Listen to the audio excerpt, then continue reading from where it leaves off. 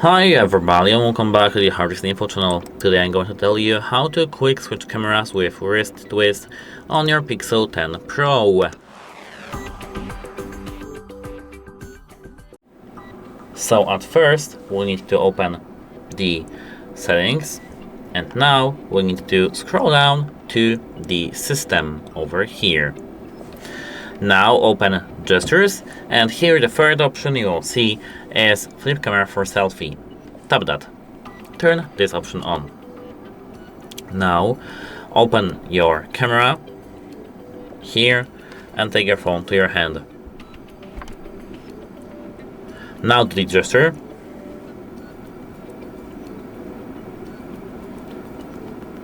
But at first you have to learn it.